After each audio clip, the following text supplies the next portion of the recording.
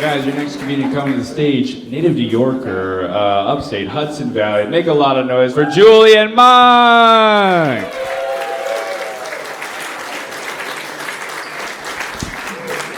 Thanks a lot. Really appreciate that. So a little bit about myself. So I used to do a lot of drugs. But now that I'm older, I do a lot more. I've never ever tried it, but I heard that heroin is very, very good. And I've also heard that cocaine is making a comeback. And as you know, pot is legal and widely accepted in many states. But if there's one drug I really want to try, it's whatever drug they're feeding the audience outside the Today Show window. I don't know what these people are on, but they give a whole new meaning to the term uppers. Inside the studio, you might see Hoda and Savannah talking all serious about the Gaza Strip. Then outside the window, you'll see a crowd that's so amped up, you think the New York Jets had won a football game.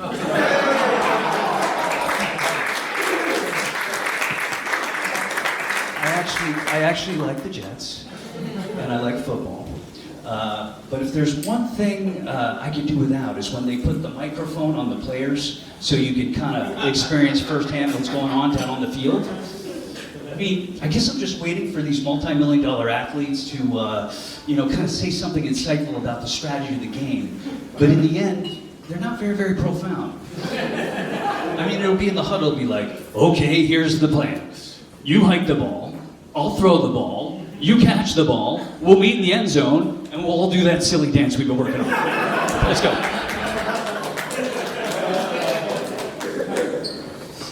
So food shopping's really been stressing me out a little bit. Now we gotta read all the labels, right? Gluten-free, fat-free, sugar-free. I'll tell you what, why don't you just give it to me for free? Now we got good fats versus bad fats, right? Let me ask you a question. How does a fat become bad? I mean, was it once a good fat, and then all of a sudden it just started hanging around with the wrong ingredients? Just picture a bunch of fat molecules hanging out at the lockers, picking on another fat molecule. Hey, you. Yeah, fatty acid, I'm talking to you. Don't go bind with that protein. He's a loser. Yeah, come party with us. Let's get saturated.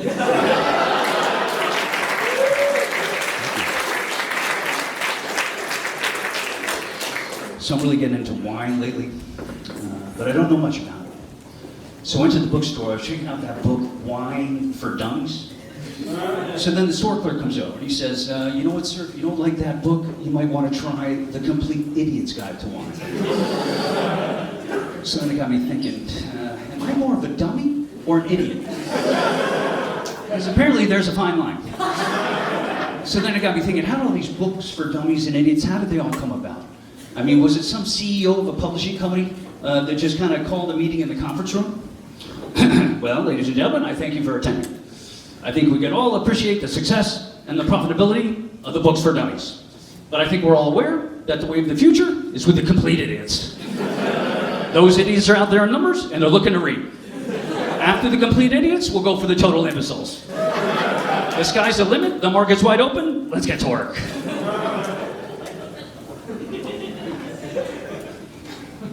So I never thought I'd say this, but I've had anal sex a few times now.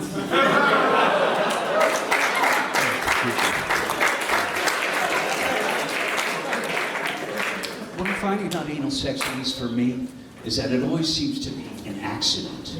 I mean, it's never ever really a planned trip. I mean, I'm trying to get into one destination, and then all of a sudden I find myself in a totally different space. It's kind of like when you're trying to get out of the city for the weekend, and you got to decide whether to take the Holland Tunnel or the Lincoln Tunnel. And although they're very, very close together, you don't want to end up in Newark when you're trying to get to that pie in the sky upstate. Thank you very much.